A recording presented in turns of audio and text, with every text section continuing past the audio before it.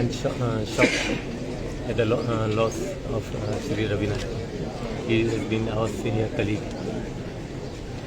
He is basically he was the tallest leader as far as Bandari Samaj is concerned. He always fought for the downtrodden and for the upliftment of Bandari Samaj. Now there must be a lot of split as far as Bandari Samaj is concerned. He was really actually saddened by the split. He wanted that all Bandari Samaj should basically come together under one umbrella. It is really a loss to the state and loss to his people. I may God